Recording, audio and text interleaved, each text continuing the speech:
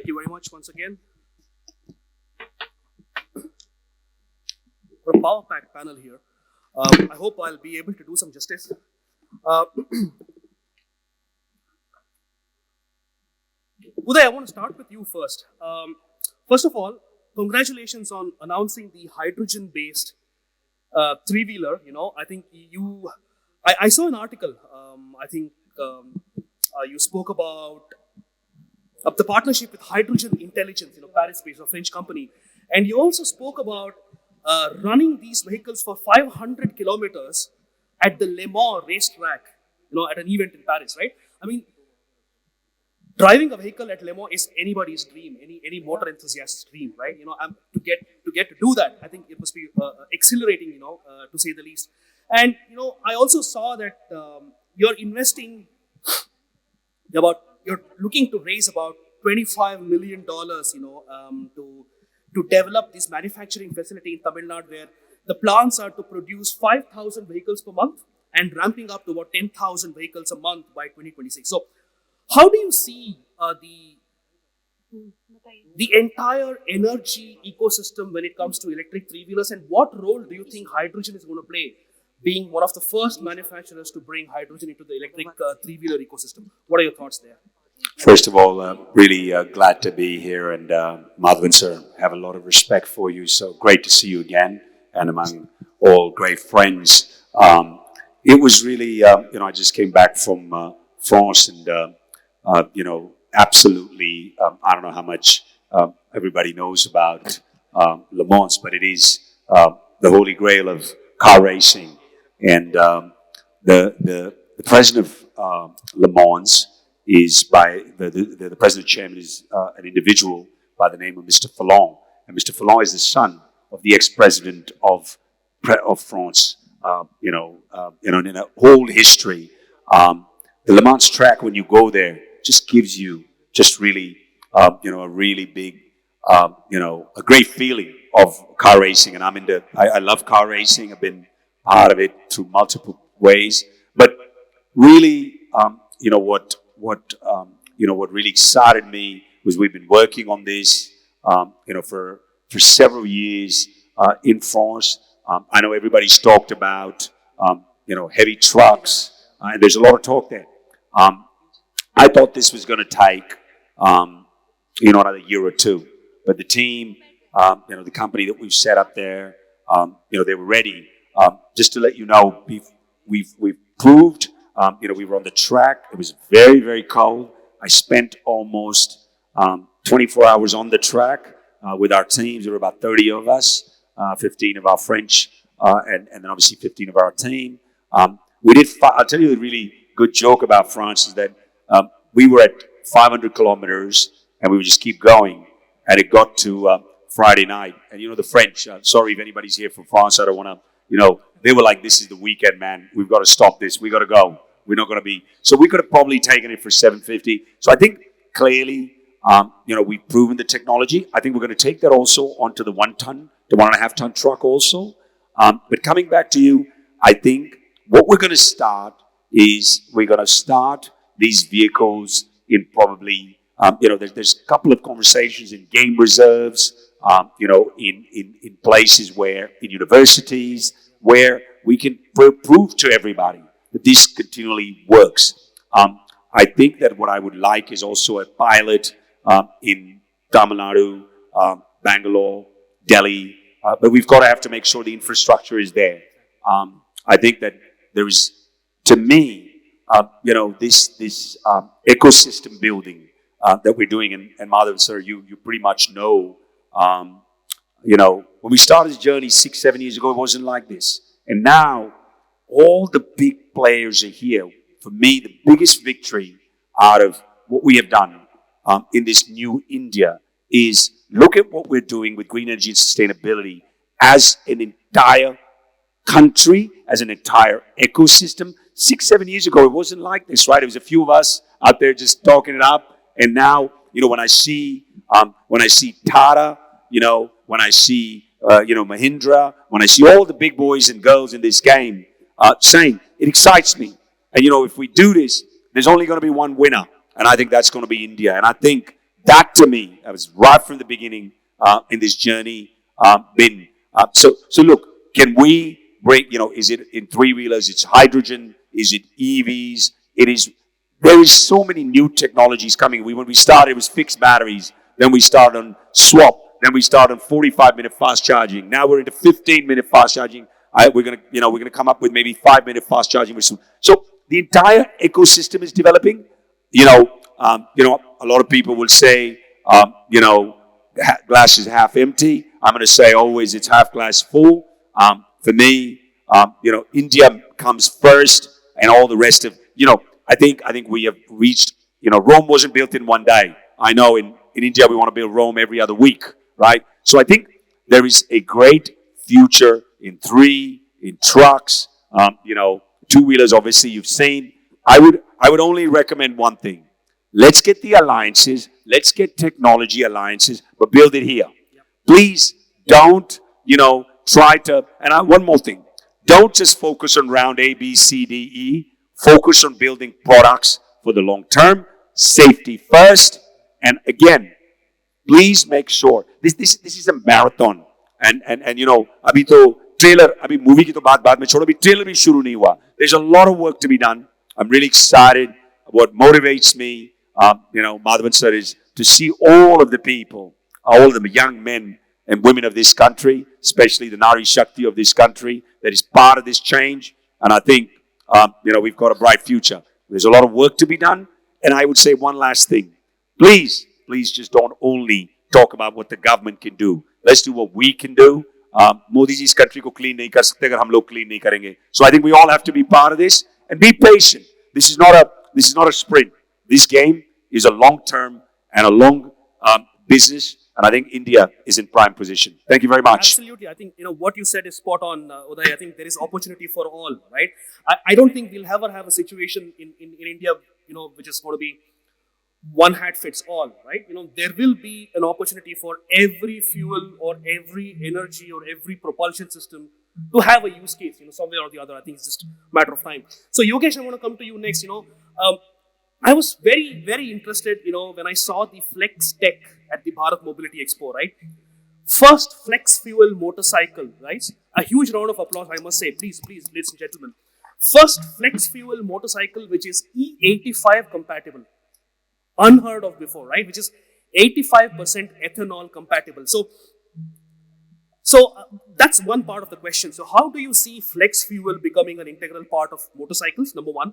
And I also saw you showcased the Honda eSwap, right? Which is the battery swapping solution for two-wheelers and three-wheeler applications. So how do you see the entire, continuing on what Uday said, how do you see the propulsion portfolio, if I can call it, right?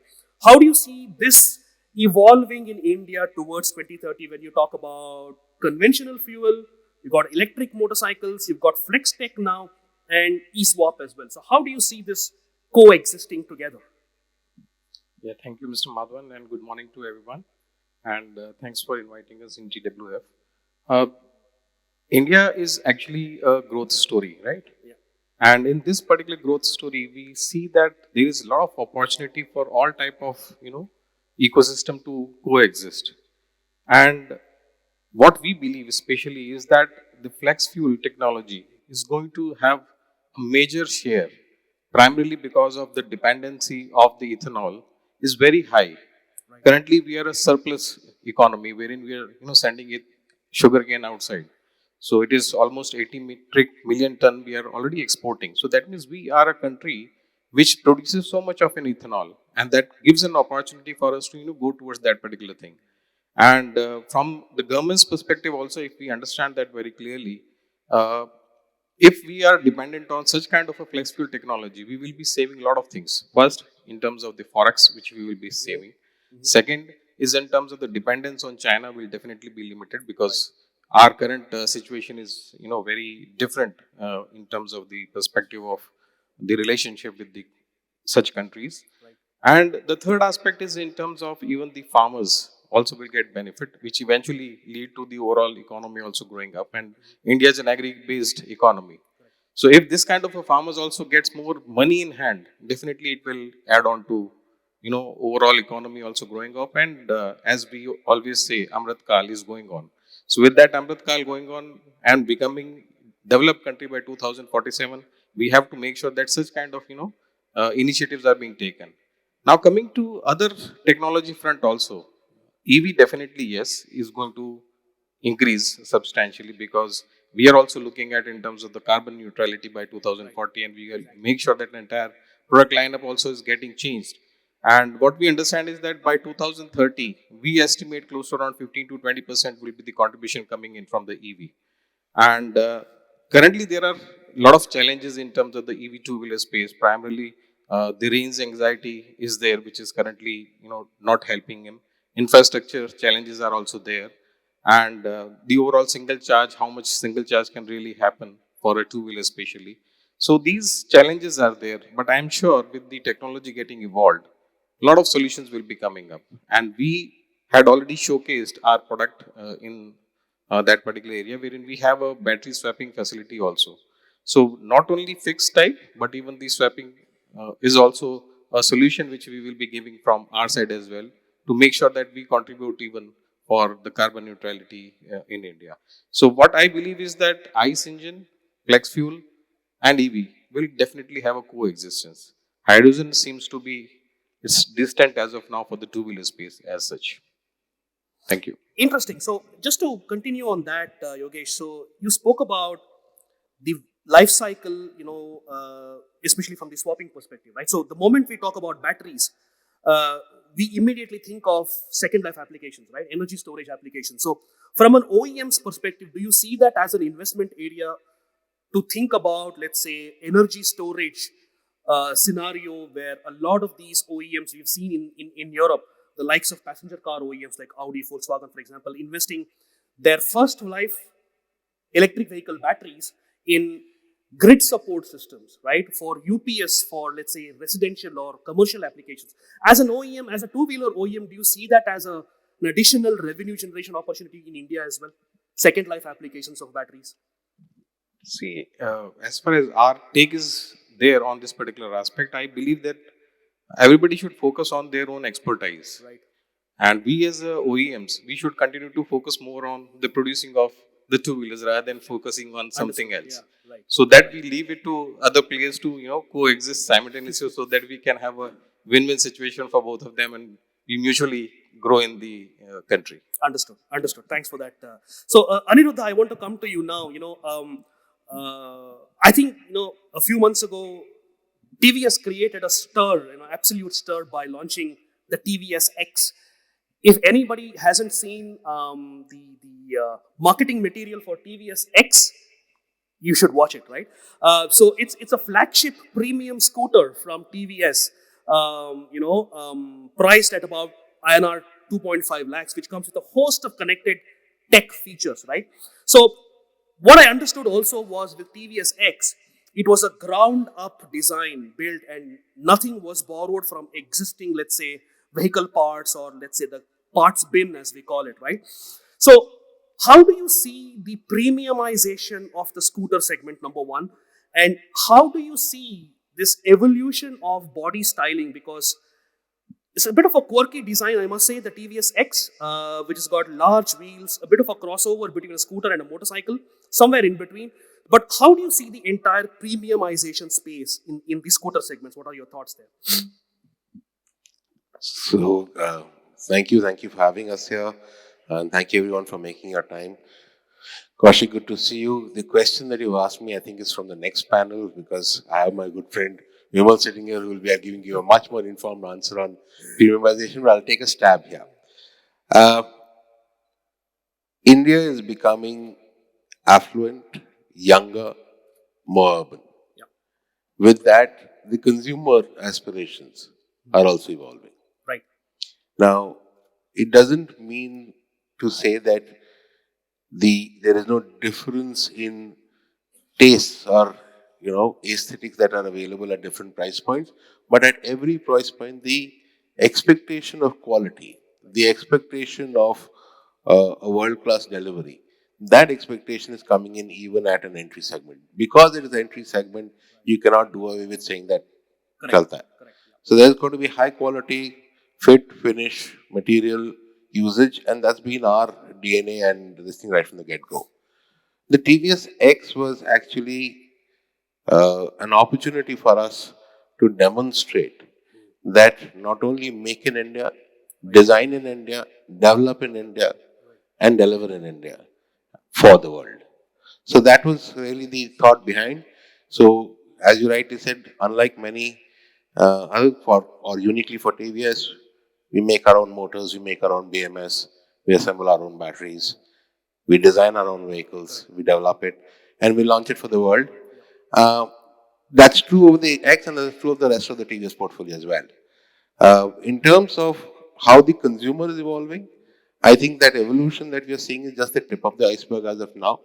We will see uh, a fractured market because you will have very many different aesthetics, very many different formats, very many different use cases becoming significant as the market matures. And each one of them will, present itself as a viable, feasible opportunity for the OEMs. And as we then address these will be ensuring that a higher value deliverable for the consumer receiving it. So I think it's a very exciting phase, whereas India becomes younger, urban, affluent, tastes evolve, latent use cases become more significant, they become economically feasible, and that opens up a lot of opportunities for us. I like the term you mentioned, fractured market. Um, I have a bit of a product planning experience as well with an OEM. So from a product planner's perspective, a fractured market is a nightmare, right? Because you've got too many, SKUs or let's say products to handle with very, very specific customer bases. So as an OEM, do you see that as a challenge, to be able to manage multiple product lines, product segments for a fairly limited set of customer base? Did you see that as a challenge?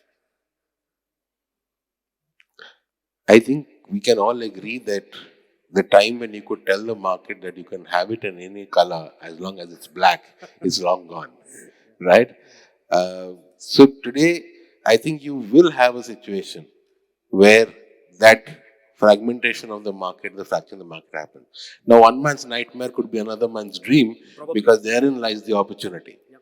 And I think we will evolve.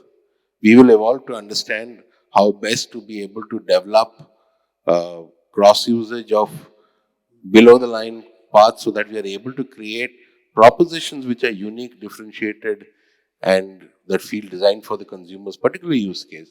Doesn't mean that you have to take every fastener and screw and redesign it from the ground up.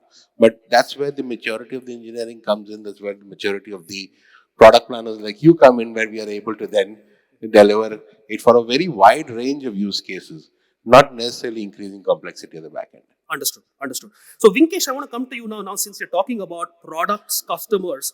I want to take that to the next level, which is everything related to service infrastructure, right? In fact, a very close friend of mine in a tier 2 city in Tamil Nadu has an electric two-wheeler dealership. Not the mainstream OEM, but one of the smaller OEMs, right?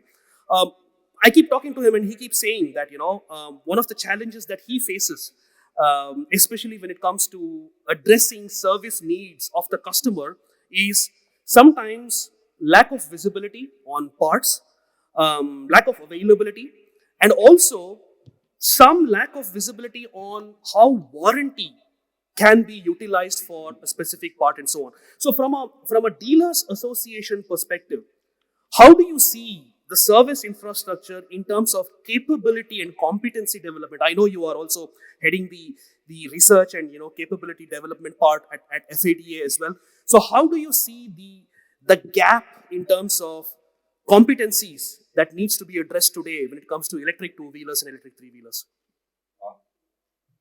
Can I keep the mic, please? Can you switch on that mic, please?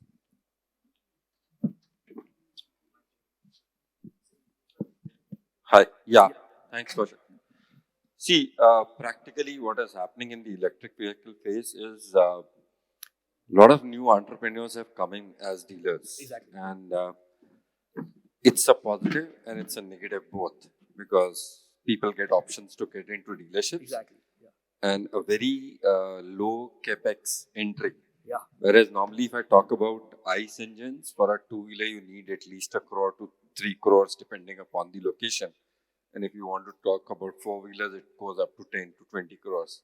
But for a EV two-wheeler dealer or a three-wheeler dealer, you can even start at 25 lakhs to 1 crore. Exactly. Yeah. And these are very fresh people who doesn't have that background of the dealerships or service industry.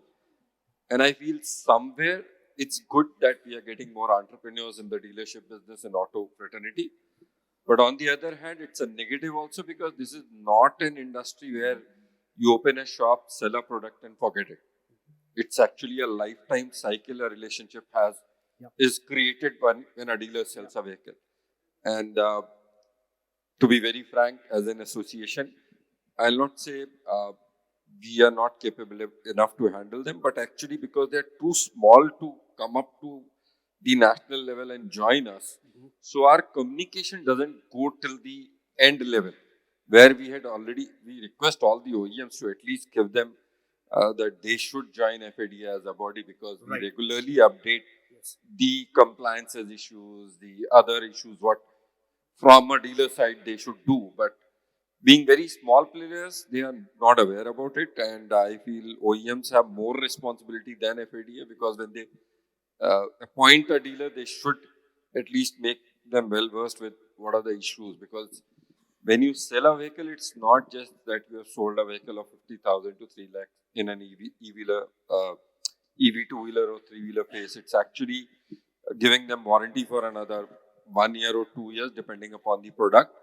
And being a new technology for those dealers also and for those customers also, the support is more required than an ICE vehicle. ICE vehicle is already stabilized.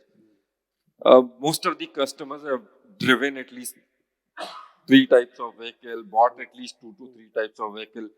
This is first time. Correct. And everybody treats this as a mobile or any electric product at home, but it's not that way.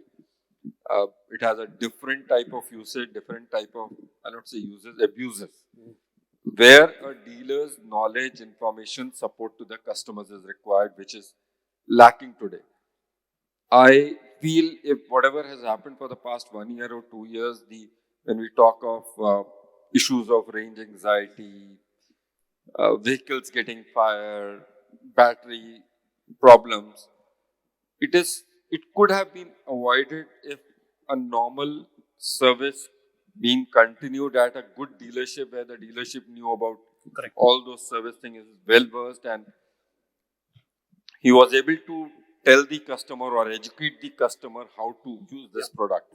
Even today, if you see when we sell a product in ICE, there is a proper delivery boy who gives all the details about the infotainment, about what to use, what not to use. And after this BS6 DEF issue and all, we are very clear on this important issue. But I feel at the dealership level of electric vehicle, this is lacking. Where as association, we also have to do a lot. And as OEMs, I feel was the first point of contact when OEMs give somebody a dealership. Their product is on the line, their image is on the line. They should educate the dealer to at least understand it's not a product, but it's something which is more than and needs more support. You're right, Vikesh. Actually, my friend is a first generation entrepreneur. He does not have any experience. So, and spot on when you said the support that he's, let's say, not getting from the OEM is actually creating a bad taste in the customer's mind, right? So I think that is a gap we need to address. And like you rightly said, the OEMs need to become a little more involved in actually training and educating not only the customers, but also the dealers. So I'll come back to the point later. Srinivas, I want to come to you now. Now you are from the renewable energy space. So interestingly, if you have read the news recently, Sodion Energy recently launched India's first sodium-ion battery, right? It's a starter battery, typically a replacement for your lead-acid battery, right? They say, Bala Pachiyappa, who is the co-founder, he calls it the lead-acid killer, right? The sodium battery, he calls it the lead-acid killer. So I just want to hear from you, from an energy perspective, how is it likely to change energy storage, for both mobility and, let's say, stationary applications, with obviously multiple chemistries coming in, and sodium ion one of them. And interestingly, what I also read as part of that article was that they want to start or test waters in the aftermarket first, and then take it to the OE market. So, do you see that as a let's say a proving ground? Aftermarket is a proving ground before many of these new chemistry manufacturers take it to the OEMs. First of all, thank you so much for having me here. And uh, I think this particular part of the question, we are not really concerned because we are into electric three-wheeler manufacturing. Okay, So I'm not the right person to talk about this battery technology, fair I point. think. Yeah. Yeah. But from a renewable energy perspective, tell us your thoughts. See, basically, we entered into this particular three-wheeler sector. Okay, With the right now, we are using only the lithium-ion batteries. Of course, the lead acid was the old this thing. So we are into manufacturing for electric three-wheeler. The battery technologies, of course, it's changing. As far as the three-wheeler is concerned, which is our forte, probably I can talk about that. Uh, we have around the models which we manufacture today. And then we wanted to bring a small change and this paradigm change in this particular three-wheeler sector. Because three-wheelers is a most organizedly unorganized market. So, three areas which we wanted to concentrate. One is the ergonomics and the mileage part of it, and then range anxiety, of course, it's always there. So, these are the areas which we wanted to change the design of this. So, that's where we entered into this market. As far as the three-wheeler, I'm so sorry, I'm not able to address that that's particular fine. point, Not a but I problem. just wanted You can to share address. your thoughts. This Yeah, is yeah. an open forum, so don't worry about Exactly. So I just wanted to touch base on the 2 points which Uday was also mentioning. Curtailing the carbon emissions of the current vehicles. See, unless and until we convert the existing vehicles, achieving 30% of the electrification by 2030, it looks near to impossible. That's where the conversion kit for the buses or trucks or the three-wheeler is what is going to be very, very critical for us. Right. So we also have this conversion kit for three-wheelers. Why we concentrate on three-wheelers? Because three-wheeler is one of the most economic commuting system in the world. We wanted to make it more ergonomically well as technologically advanced, so that the travel, that sector can also get this more of a technology into that sector. This is what is our idea of getting into the three-wheeler. And regarding the battery packs, of course, we use the lithium ion as well as the lead acid. Uh, as Uday was already entered into the sodium, of course, once the technology evolves, and then we can adopt that as well. So, for a three-wheeler perspective, whether it is passenger transport or goods transport, do you see any of the new, let's say, asset-light business models I spoke about as well earlier too? Your OPEX-based models, let's say a battery as a service or a vehicle as a service. Are you looking at new business models as well to make it a little more attractive for either a fleet operator or let's say even an individual owner driver to acquire an electric three-wheeler? Yeah, definitely, Kaushik. As you rightly said, what happens is today, instead of this vehicle becoming a liability, it should become an asset to him. Yep. And then initial adoption is becoming a big challenge. Today we have 9,443 NBFCs, 12 nationalized banks, and 91 commercial banks. Still, we at the ground level are facing a lot of challenges when it comes to the financing three-wheelers. I also wanted to touch base and then agree that point, what Mr. Chairman has said, that these dealers have to get the training for the two-wheeler and three-wheelers. Right. Dealers, once they sell it, they don't find much viable in order to service that vehicle. And then obviously, unless until you give a service, selling to the end customer becomes a challenge. Here, the swappable battery, which is almost 45 to 50% of the cost of a three-wheeler, if someone finances it or takes out that burden from an end user, that will actually apply very well. What is happening is today, if energy as a usage, pay as you use, as today, he's paying the money for the petrol or the gas, CNG, whatever it is. If he can get into the technology of pay as you charge your battery, that eases him a lot, and then adoption becomes much faster. So what I personally see, and then with my little experience from past few years, is the finance plays a very vital role here. If someone is coming up for finance options for a battery only as a service, that will really ease us, and then adoption becomes much easier. Third thing is, what happens to my vehicle if someone doesn't, this is a typical point or occasions, this NBFCs pose the questions. Who will adopt this? What will if he doesn't pay your money? See, as an OEM, we can give you a support as far as the OEM is, someone doesn't, and then we can use this vehicle and then reconcile it and on. But the adoption, that he has to come from the fintech people also.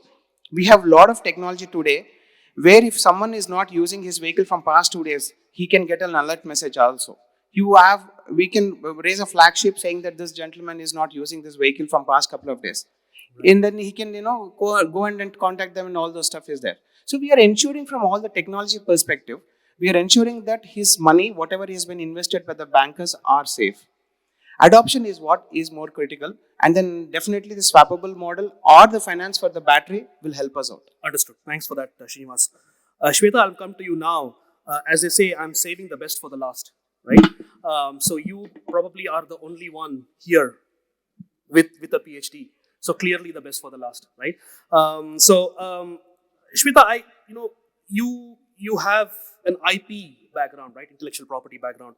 And one of the, I happened to look through your website as well. And one of the areas that you are present in is the data analytics part, right? Especially for fleets. So continuing on the point which Srinivas made, especially on the finance and insurance part, right? Today, many of the, many of the banking institutions are apprehensive of giving out loans or any kind of a financial instrument for fleet operators because of the share of NPAs, right?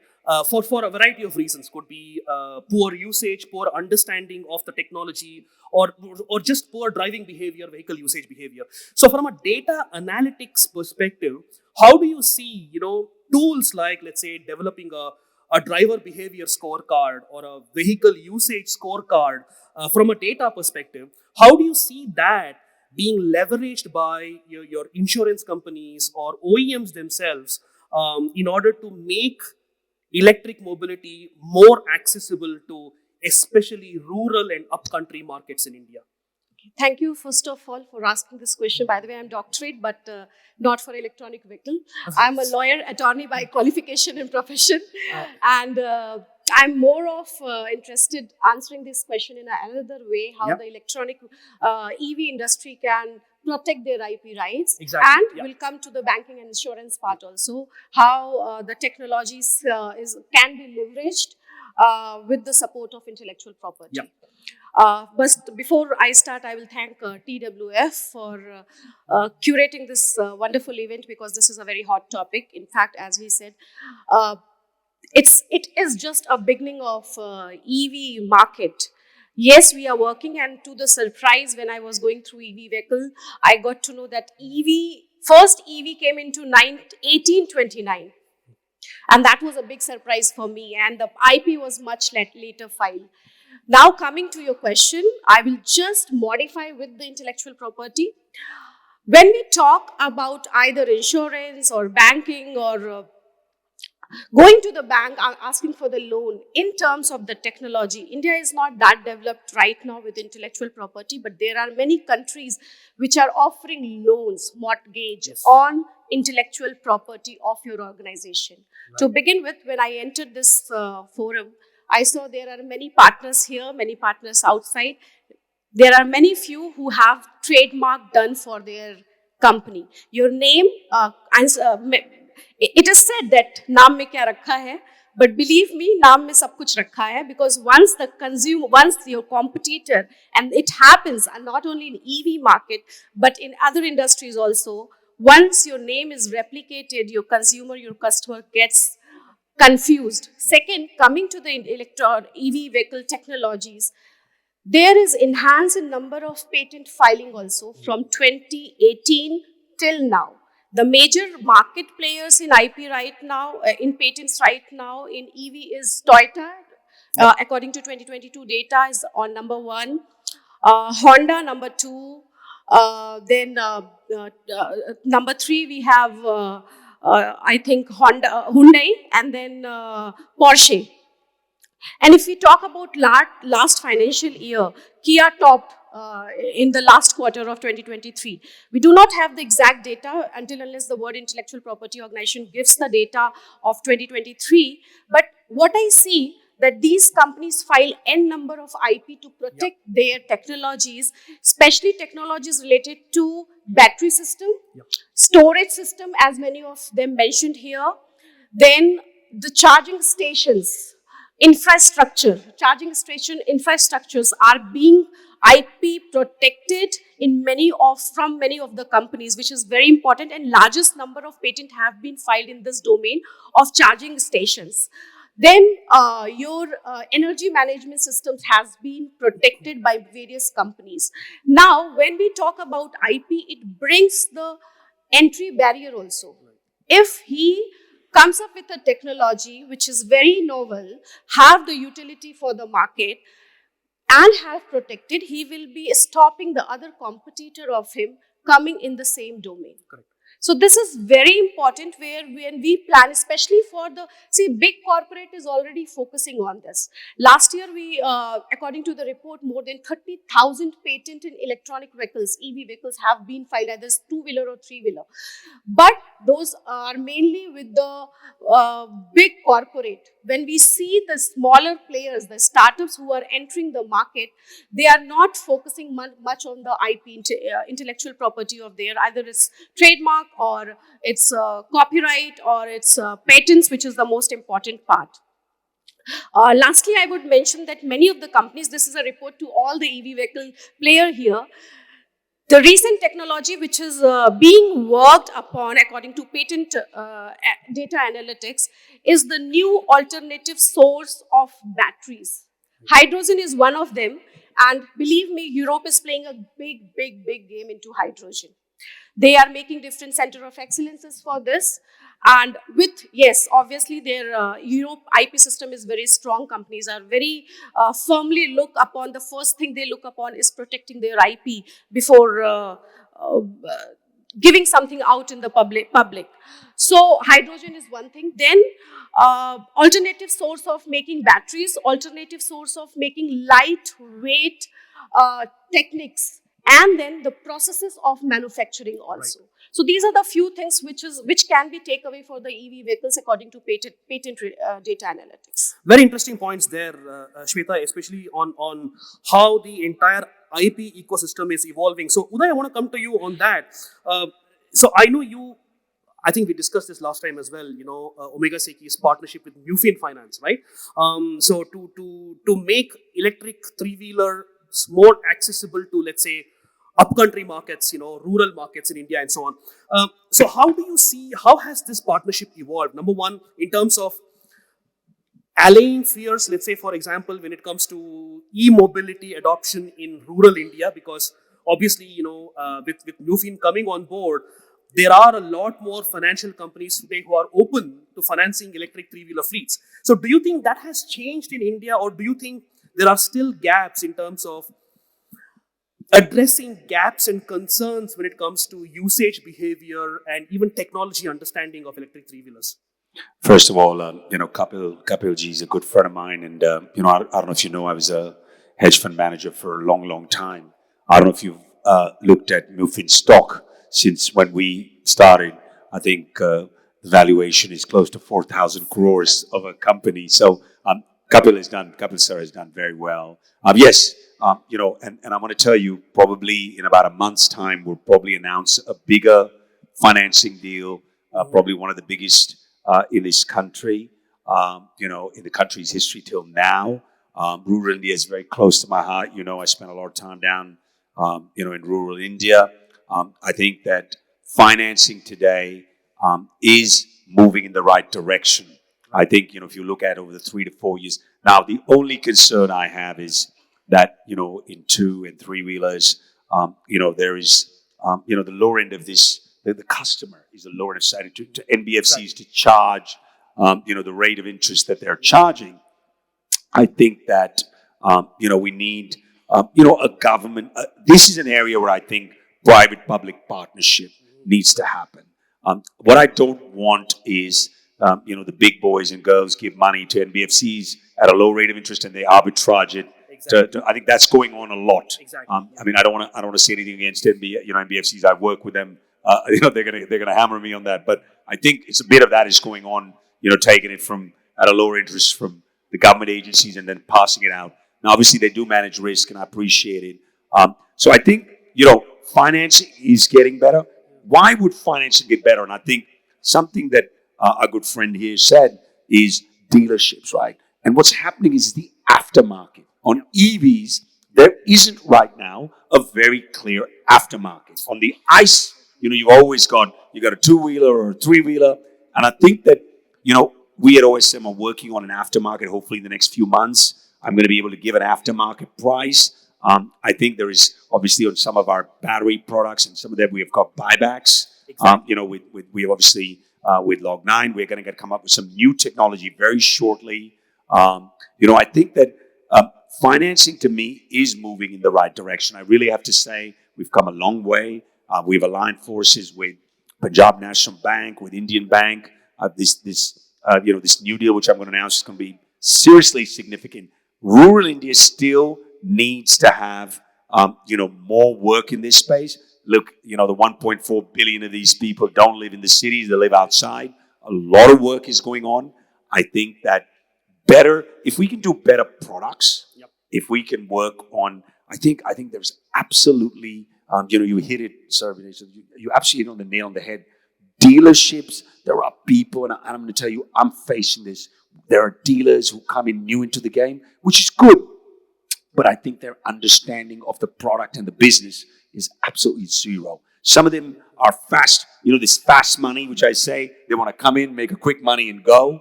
I think that service, if we give service is extremely important. Education of these drivers, of the passenger as well as in cargo. I think we need to spend a lot of time and effort in explaining these products. It's not just, just go. And I think this is where I think, a dealership is your make or break. Because if the service, if the product, is not there, then I think you get a bad brand name. And EV, it's not just the product, but I think it's the industry. And I keep coming back. We owe it.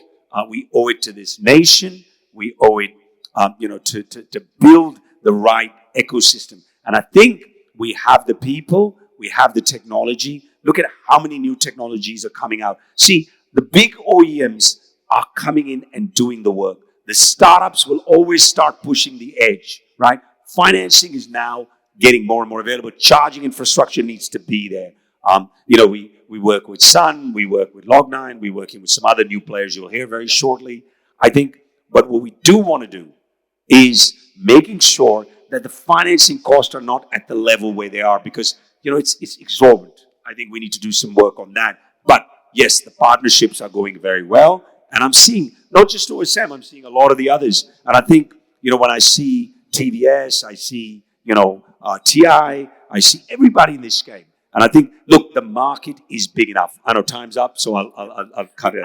I think, I think rural India is driven by community financing, right? I think especially schemes like buyback, guarantee, like you mentioned, is hopefully going to reduce the number of NPAs, going forward. I know time's up, but I just want to get Yogesh and Aniruddha's perspective, before we open up for one or two questions from the audience, especially on the IP part, gentlemen. Shweta mentioned something very, very interesting. If you look at IP traditionally in the automotive industry, it was restricted to, let's say, electronics or ADAS or cyber security and so on. Very rarely to the actual propulsion technology, right? IC engines and IP, a far relation, right? But today, with motors and battery management, thermal management coming in, IP is becoming very, very important from an OEM's perspective. So do you see mainstream OEMs, right, investing a lot more internally, within the OEMs, right, on IP protection and teams looking at safeguarding IP for let's say your group companies and so on? How do you see the IP part evolving from a mainstream OEM perspective? In fact, Shweta was mentioning our company's name also, that we are one of the leading brands in terms of getting the IP protected. Exactly. And it is very, very essential, and especially on the EV front, if you look at once the market is evolving, we have to make sure that all these new technologies are definitely to be patented. Correct. And from that perspective, we are also very serious, and we have created a separate organization within our self, Right. wherein we are looking at in terms of filing and monitoring the infringement if it is happening. So you have a new organization within. Yeah, within our own organization, we have a separate dedicated team who is controlling on the IP part. So I'm going to break it up into two parts. One is the focus on R&D and creating new breakthroughs, Right. and the second is the process of filing for patents and protecting that. So in terms of TVS, for the last 30 years, I think we have had one of the largest indigenous R&D teams that has built up over time. Our first parlays with the electric scooters was way back in the year, which is 15, 16 years back, before it even became, popular imagination. Yeah. I think that's what allowed us to have the jump start on being able to build out not only our EV portfolio, but a lot of our other portfolios as well. But in the time that we decided that the time for EV or the idea of the EV had come to fruition, we had created again a very clear mandate for almost 1,000 crore infusion, and about 600 engineers we were dedicated to building that technology and developing, which is why you're seeing a certain pace in terms of product innovation, new product introductions that are happening, and you'll see a lot more coming as we go forward. Now, having generated that, the interesting thing, and because I don't have the numbers for last year, but I have them from the previous year, that of the total number of automotive EV patents that were filed in India, the lion's share came from Bangalore and Hosur, of which the lion's share came from Hosur, Right. of which the lion's share came from Yeah. us. So we are very happy to have built or played a role in building that, prowess of India in terms of being able to design, develop, and deliver in India. Our engineers are working with universities, with other teams across the world to generate truly homegrown ideas which are suitable for the world. And yes, IP then becomes a very, very intrinsic part of being able to protect and deliver that. And contrary to what you just said from the ICE and the other, you won't believe the amount of work that goes into Of course. IP on that front Yeah, as well. I agree with that too. I'm a powertrain engineer myself, so I was just joking on that. But yeah, I completely appreciate. So, in the interest of time, maybe we take one or two questions from the audience. Please raise your hand, introduce yourself, and address it to one or more panelists. Hello, is it fine? Yeah, hi, morning. This is Aditya Kondeskar from Power Systems Research. First of all, thank you, Kaushik sir, and the entire panel for the insightful discussion. My question is particular to Yogesh sir. So regarding and in that also particular to battery swapping technology. When we talk about two-wheeler industry, a lot of things happen in the aftermarket. And majorly when you do servicing, a very minor percentage of the people, around 20%, do religiously from the authorized dealers once the warranty period is over. So in that case, how the OEM will deal with the battery swapping thing, and how the energy or how the condition of the battery will be ensured? See, right now, unfortunately or fortunately, we do not have the product available in the market as of now, but we are studying on that aspect in terms of how to introduce that kind of a battery swapping facility. So once we introduce, we will come to know in terms of what are the challenges, and then accordingly we will do it. So currently we have a company called HADE, which is currently happening in terms of creating that kind of a battery swapping system. And we are also working, they also have a tie-up, Honda Electric HEID. So they already have a tie-up with some of the petrol bunks also. And we are also trying to make sure that we expand our portfolio.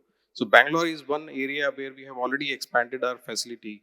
And once we also introduce the product, from that perspective, our dealers, which is more than 6,500 dealers pan India, they will eventually become the stations where you can get the facilities also.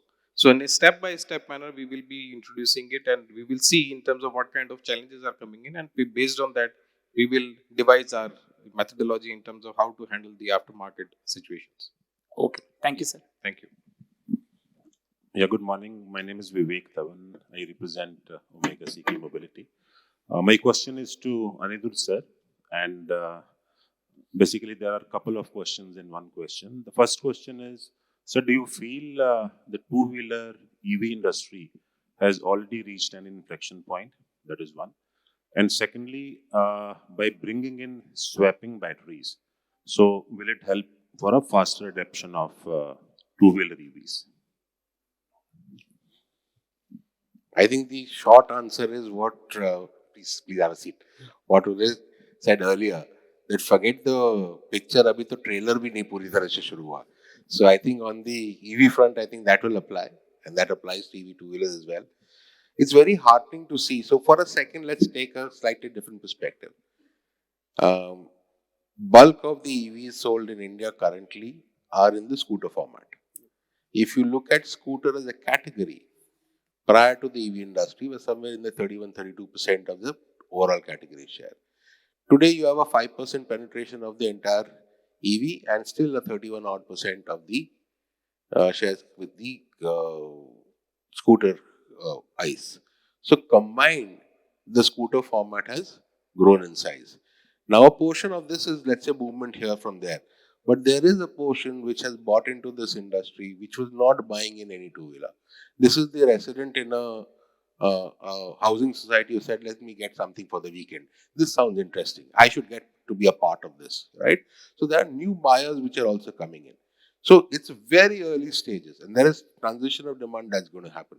So in that environment, you will have completely TCO-oriented users who will come in, completely use case diamond this thing, and you will also have what I will currently call committed buyers who are saying that, hey, listen, I'm doing this for the planet, so I don't take my car out on the weekend. Let me take an EV two-wheeler out. Each of these use cases has a very different dynamic to it, right? In some cases, battery swapping may play a role. In some cases, fixed battery and the long-term life of the battery plays a better role. So each of these will emerge, and depending on how their relative sizes emerge, I think the various different technologies, whether fixed point, portable, swapping, all of that will start becoming important. But the one thing that we do know, right, and quite honestly, if you ask me which one of this will work and how much will it be, I don't know. And I don't think anybody can take a guess, but nobody knows today. But the one thing I think we got a fairly good sense of is that from a time when we were saying that we will transition from one powertrain to another, we are transitioning from a single source fuel to a multi-fuel environment.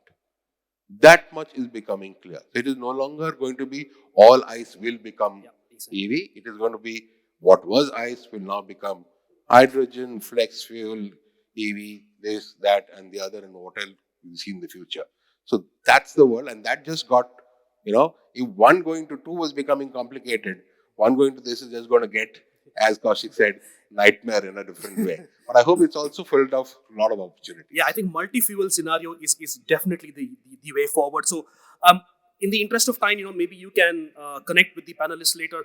So I want to sum up with just 2 points. One, it's very clear that, India is going to be a country where we will see a lot of products, technologies, and solutions that are designed, developed, manufactured in India for the world, right? That's number one. The second one is, I think we've all always heard of TCO, right? TCO-based analysis, TCO-based this, that.